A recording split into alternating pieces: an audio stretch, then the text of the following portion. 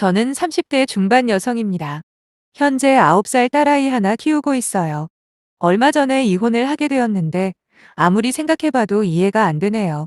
남편과 서로 누구 못지않게 사랑했다 믿었고 행복하기 위해 함께 살기로 결심한 건데 어쩌다 이렇게 상처투성이로 헤어지게 된 건지 말이에요. 사실 요즘은 대부분 맞벌이가 대세잖아요. 하지만 저는 제대로 된 직업이라고 부를 만한 일을 해보지 못한 채 일찍 결혼한 경우입니다. 제가 딱히 능력이 없었던 것도 있었지만 그보다 28이라는 어린 나이에 결혼을 했거든요. 지금은 거의 정상이라고 할 수 있지만 대학을 들어가고 졸업할 때까지 저는 몸이 많이 안 좋았어요. 딱히 콕 집어 무슨 병을 앓고 있었던 건 아닌데도 툭하면 현기증에 감기 증세를 늘 달고 살았지요. 그래서 졸업도 남들보다 2년이나 늦었어요. 그렇게 졸업을 하고도 곧바로 취업은 엄두도 못 냈습니다. 그렇지만 집에서 무작정 놀고 먹은 건 또 아니에요. 제 나름대로 파트타임이나 임시계약직을 전전하며 꾸준히 돈을 벌고 있었어요. 그러다 5살 많은 남편을 만나 결혼을 했고 주위에서 취직을 했다는 비아냥도 제법 들었네요. 남편은 그때도 지금도 자동차 딜러 일을 하고 있습니다.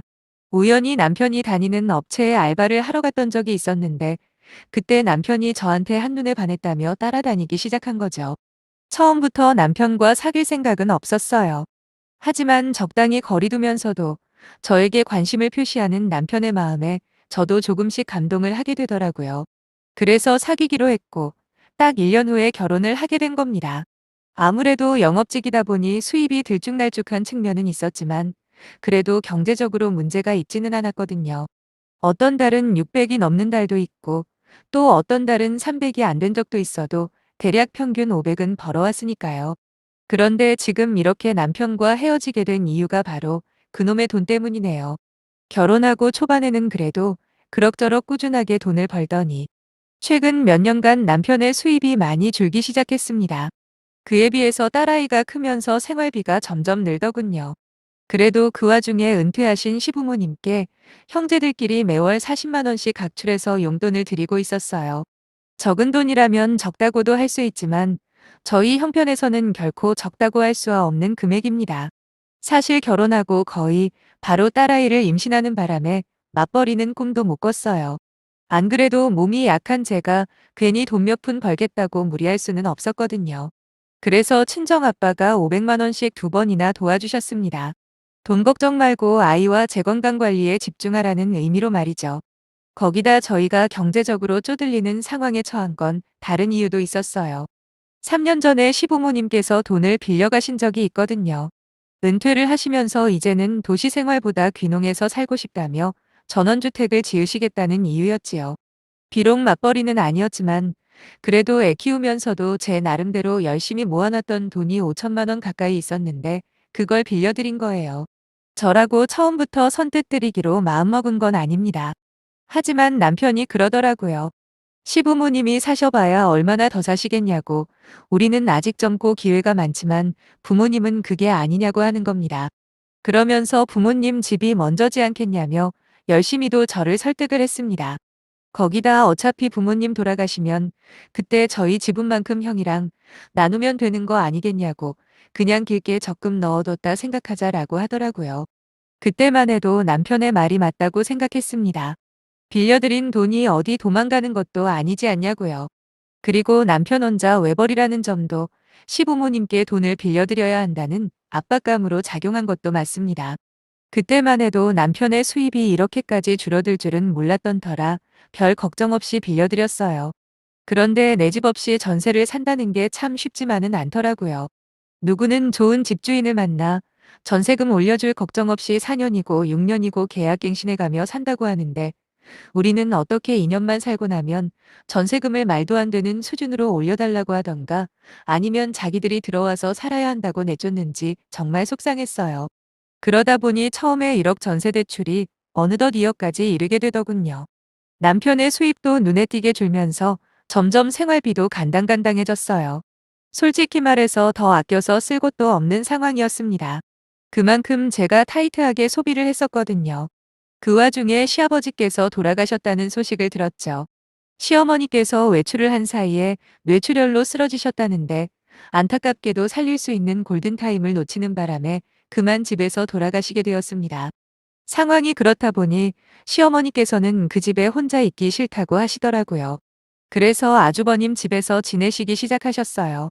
문제는 제가 결혼할 때부터 형님과 시어머니 사이에 갈등이 많았거든요. 막상 같이 살면서 그런 갈등들이 폭발을 해버렸고 결국 저희 집으로 잠시 모시게 되었습니다. 하지만 그것도 오래가지 못했어요. 저희 집이 아이 하나 키우기에도 좁은 편이라 시어머니께서 자꾸 불편하다 노래를 부르시는 거예요.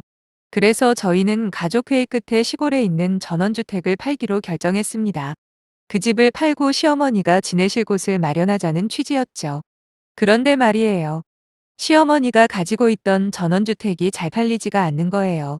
평생 사시겠다고 교통편이나 그런 건 아예 상관없이 오로지 경치 좋고 공기 좋은 곳으로 자리를 잡다 보니 보러 오는 사람도 거의 없다시피 한다더군요. 그렇다고 그 집 팔릴 때까지 시어머니를 모시고 있는 건 더더욱 감당이 안 된다 판단했습니다. 사실 저나 우리 딸아이는 그럭저럭 지낼만 했어요.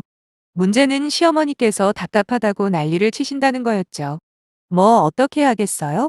할 수 없이 전원주택은 나중에 팔리면 그때 나누기로 하고 일단 시어머니께서 가지고 있던 돈에다가 아주버님과 저희가 반씩 보태서 어머님께 전세라도 급하게 얻어드렸습니다.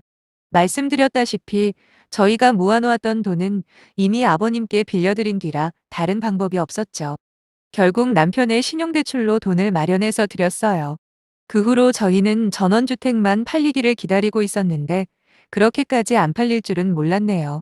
처음에 남편이 신용대출을 받을 때만 해도 집 팔리면 바로 갚아버리려고 가볍게 생각했었는데 도통 집이 나갈 생각을 안 하더라고요. 문제는 가뜩이나 짜치는 형편의 신용대출까지 받아버리니 진짜 생활비가 모자른 겁니다. 딸아이와 여행은 고사하고 외식 한 번 하는데도 부담을 느낄 정도였으니까요. 물가는 왜 그렇게 비싼지 거기다 아이가 초등학교에 입학하게 되니까 이것저것 배우고 싶다고 난리인 겁니다.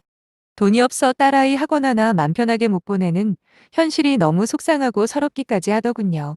남편은 그동안 외벌이 한다고 불평을 늘어놓거나 저한테 뭐라고 한 적이 없었어요. 제가 그만큼 아껴서 살림을 산 것도 있었지만 지금까지는 먹고 살만 했거든요. 근데 돈에 쪼들리다 보니 이제는 제가 마트에서 장을 볼 때면 한 번씩 퉁명스럽게 따지더라고요. 뭘 그렇게 많이 샀냐는 둥, 이건 필요하지도 않은 것, 같은데 왜 산 거냐 등등 말이에요. 그래서 애들 학원비라도 벌겠다는 생각으로 알바를 시작했습니다. 마침 동네에서 친하게 지내는 언니가 한 명 있었는데 저희 딸아이가 다니는 초등학교 앞에서 분식점을 하거든요. 그래서 애 등교시키면서 출근해서 우리 아이 학원 마치는 시간인 4시까지 알바를 했습니다. 처음에는 힘들었는데 그래도 돈을 번다고 생각을 하니 버틸만 하더라고요. 그러다 보니 조금은 여유가 생겼고 저 역시 남편의 눈치를 보지 않고 쓸 수 있는 제 돈이 생겨서 편했습니다. 그때부터 남편 월급에서는 이자나 관리비, 그리고 보험 같은 고정 비용을 지출했고 제가 번 돈으로는 마트 보는 비용이나 애 학원비로 썼어요. 여유가 생겼다고는 하나 빠듯하긴 했습니다. 제가 알바를 한다고는 해도 매달 120에서 150만 원 내외로 버는 게 전부였거든요. 그렇다 보니 저를 위해 쓸 수 있는 돈은 거의 없다고 봐야죠. 근데 남편은 제가 알바를 시작하고부터 자꾸 쓸데없는데 돈을 쓰는 겁니다. 핸드폰 게임에 현질을 몇십만 원이나 하지를 않나 거기다 반드시 사야 한다면서 비싼 피규어 같은 것도 거침없이 사더군요. 그래서 하루는 보다 못해 한마디 했습니다. 지금 우리가 이런 거에 돈 쓸 때가 아니지 않냐고요. 내가 알바해서 버는 돈만큼은 아니더라도 전보다는 돈이 남아야 정상 아니냐. 그런데 지금 변한 게 하나도 없다고 잔소리 아닌 잔소리를 했습니다. 그러자 남편이 발끈하면서 자기가 지금까지 혼자 벌어서 먹여 살린 거는 안 보이냐 하대요. 그러면서 저보고 자기가 이 정도 쓸 자격이 없는 사람이냐며 화를 내더라고요. 아니 이게 화를 낼 일입니까? 제가 알바해서 돈 번다고 유세를 떠는 것도 아니고 그렇다고 나한테 돈을 쓰겠다는 것도 아니잖아요. 우리 가정의 미래를 위해 한마디 한 건데 남편은 그것조차 용납이 안 되나 봐요. 정말 아이러니하게도 제가 돈을 벌지 않고 살림만 할 때는 이런 충돌이 거의 없었습니다. 없이 살아도 서로 힘내자 위로해주고 다독거리며 살았거든요. 근데 제가 알바를 시작하고 얼마 되지는 않지만 수입이 늘어나니까 오히려 부부싸움 하는 날이 많아지는 게 이해가 안 되었어요. 그렇게 몸도 마음도 지쳐갈 때쯤 저희 친정아빠가 은퇴를 하시면서 전부 정리하고 고향으로 내려간다고 하시더라고요. 친정에는 언니랑 저랑 단 둘뿐입니다. 엄마는 제가 태어나자마자 거의 바로 돌아가셨기 때문에 아빠 혼자서 저희 자매를 다 키우셨죠. 아빠는 언니랑 저를 따로 부르시더니 당신께서는 할아버지가 사셨던 고향집을 수리해서 거기서 사시고 싶으시답니다. 그러면서 당시 살고 있던 집은 벌써 팔았다고 하더라고요. 어차피 아빠는 연금도 충분하게 나오니까 집을 판 금액 중에 2억만 가지고 내려가신다면서 나머지 남은 돈 4억은 저랑 언니한테 공평하게 2억씩 나눠주신다고 하셨어요. 언니랑 저는 그러지 마시라고 그냥 아빠가 전부 가지고 계시다가 나중에 필요할 때 달라고 했지만 아빠는 지금 이렇게 나누는 게 당신 마음이 편하다고 하시더군요. 한 달쯤 뒤에 아빠는 진짜 고향으로 내려가 버리셨고 저희에게 돈을 보내주셨습니다. 생각지도 않게 생긴 2억 원을 어디에 쓸지 정말 고민을 많이 했어요. 며칠 동안 혼자 생각을 해보다가 남편을 불러 이야기를 했습니다. 아빠한테 2억을 받았는데 이 돈으로 일단 신용대출 받은 거 5천만 원 갚아버리자고요. 그리고 남은 돈은 내년에 전세 끝날 때까지 가지고 있다가 집을 사는데 보태자고 했습니다. 우리도 이제 전세 그만 살 때 안 됐냐고 하면서요. 애도 점점 커가는데 언제까지 전세로 전전하기 싫다고 그랬더니 남편은 제 이야기는 들리지도 않는지 마냥 좋아서 어쩔 줄을 모르더라고요.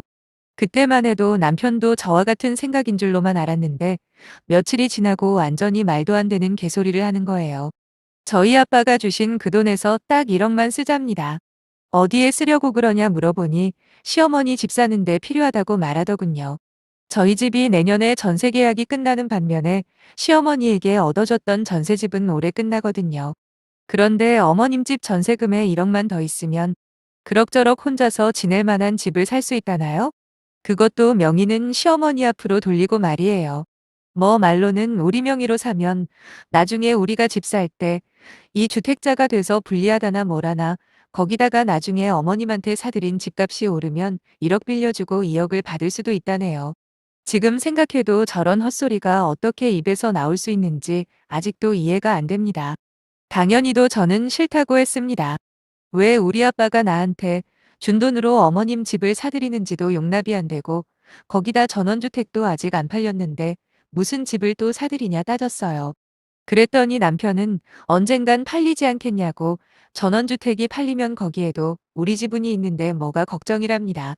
그리고 어머님 전세 계약 끝나면 또 전세를 찾아봐야 하는데 더 이상 전세는 살기 싫다고 그랬대요. 저는 누구는 전세 사는 게 좋아서 지금까지 전세 살았냐고. 사람이 상황에 맞춰서 사는 거지. 그게 무슨 똥고집이냐 언성을 높였죠.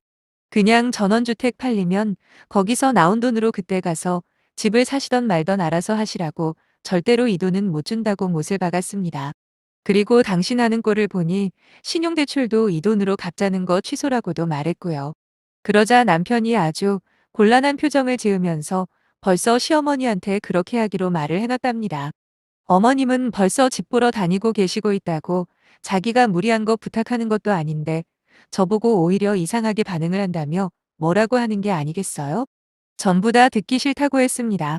뭐라고 말하던 절대로 안 된다 말하고 아예 남편과 대화를 끊어버렸어요.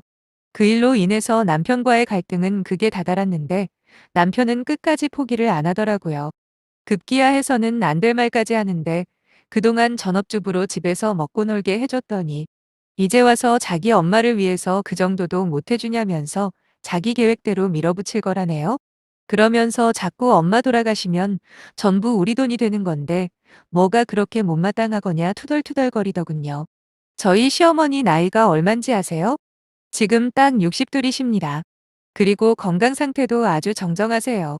남편 말대로 돌아가시고 빌려드린 돈 돌려받으려면 최소 10년 이상은 걸리겠다 싶더군요. 그렇게 한 달 동안 하루도 빠짐없이 그놈의 돈 빌려달라 못 준다 싸우다가 결국 저희는 이혼을 하게 되었어요. 시어머니까지 나중에 전화해서는 고작 1억 주기 싫어서 이혼까지 하냐면서 저를 비난했고 남편은 위자료는커녕 재산분할 따위는 기대도 하지 말라고 하더라고요. 저보고 돈 때문에 가정을 버리는 거랍니다. 그리고 저보고 기여한 게 하나도 없대요. 지금까지 애 키우고 살림하며 나름대로 열심히 돈 모아온 게 누군데 그게 아무것도 아닌 일로 치부하는 남편을 보면서 내가 그동안 헛살았구나 싶더군요. 그렇게 정신을 차리게 된 저는 남편에게 이혼을 선언했고 남편 역시 그러자고 했습니다. 더 웃긴 건 남편이 저한테 했던 말이었네요. 제가 먼저 이혼하자고 했으니 한 푼도 가져갈 생각 말라는 거예요. 하지만 우리나라의 법이 그렇게 허술할 리가 있겠어요? 조금 비싸더라도 실력 있는 변호사 소송문에서 소송을 치렀습니다. 남편은 제가 살림만 했다고 아무것도 기여한 게 없다고 생각했겠지만 결국 전원주택 사신다고 빌려드린 돈부터 현재까지 재산 형성에 제가 노력한 바가 모두 인정되었어요. 그래서 부족하지만 재산 분할과 위자료까지 챙길 수 있었고요. 판사님의 판결문이 낭독될 때 남편의 표정이란 지금 떠올려 봐도 아주 깨소금이네요. 그 후로 몇 차례 남편한테 전화가 오긴 했지만 그때마다 모질게 쌍욕을 퍼부어줬더니 금세 조용해지더라고요. 언제까지 참아줄 거라 생각했나 봐요. 현재는 언니가 사는 동네로 이사를 계획하고 있습니다. 그동안 알바한다고 딸아이와 제대로 시간을 못 보낸 게 계속 마음에 걸렸는데 당분간 휴식도 취할 겸 둘이서 가까운 곳으로 여행을 떠나려고요. 다녀와서 본격적으로 잘 살아봐야죠. 힘든 일 있으면 언제든 찾아오라는 언니의 말이 그렇게 든든할 수가 없네요. 원래 여자는 약해도 엄마는 강하다고 하잖아요. 뭐라든 잘 해낼 겁니다. 그래야 하고요. 아빠는 당신 때문에 이렇게 돼서 미안하다고 하시지만 저는 그렇게 생각하지 않아요. 어차피 계속 살았어도 결과는 같았을 겁니다. 비록 혼자서 딸아이 키우는 게 만만치는 않겠지만 최선을 다할 거예요.